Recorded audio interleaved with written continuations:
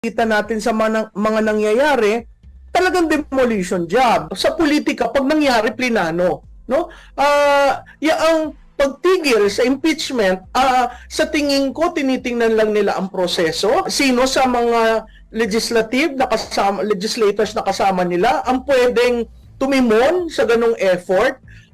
Yung impeachment naman, kung meron kayong issue, pwede naman yung dalhin dyan. Pero hindi ako naniniwala na tigil yan. Kasi kung tigil yan, nakinig dapat ang House of Representatives. Maaga pang sinabi ni Presidente, nakinig sana. Hindi naman nakikinig, patuloy pa rin eh. So, itong ICC, nagulat ako. Itong sa SMNI, nagulat rin ako doon. So, makikita mo, parang yung mga kaalyado o tumutulong kay BP Sara, tumutulong in the sense na lahat naman ng politiko pwedeng magsalita. Pero ito, hindi ako naniniwala na tapos yan.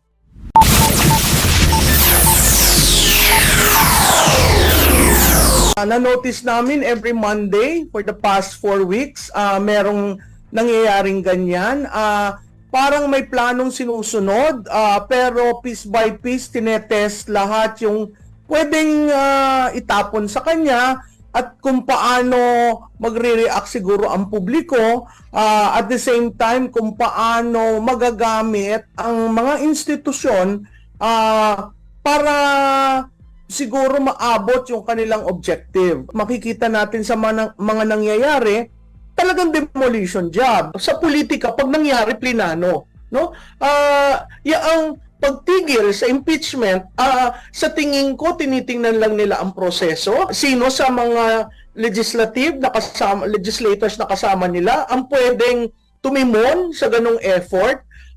Yung impeachment naman, kung meron kayong issue, pwede naman yung dalhin dyan. Pero hindi ako naniniwala na tigil yan. Kasi kung tigil yan, nakinig dapat ang House of Representatives. Maaga pang sinabi ni Presidente, nakinig sana. Hindi naman nakikinig, patuloy pa rin eh. So, itong ICC, nagulat ako. Itong sa SMNI, nagulat rin ako doon. So, makikita mo, parang yung mga kaalyado o tumutulong kay BP Sara, tumutulong in the sense na lahat naman ng politiko pwedeng magsalita. Pero ito, hindi ako naniniwala na tapos yan. Makikita mo yung talagang brand ng Duterte. Hindi mo maaalis yan sa taong bayan. Hindi mo mabubura. Tatandaan natin, bumaba ang dating Pangulo na napakataas ng approval and trust rating.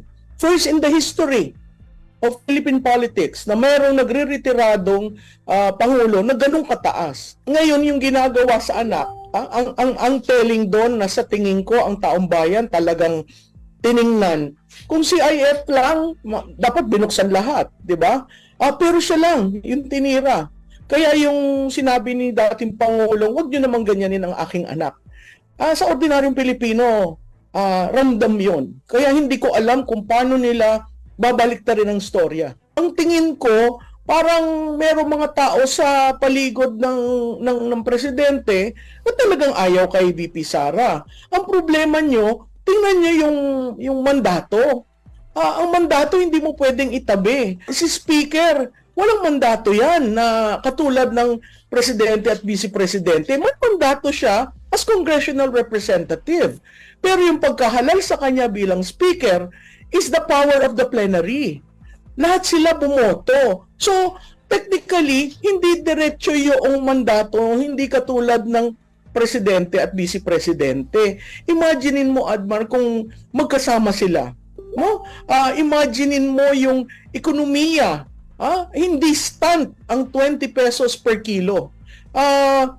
Kaya nakakapanghinayang kasi nandun yung mandato eh. Bakit ba pilit isatabi yung mandato at sirain yung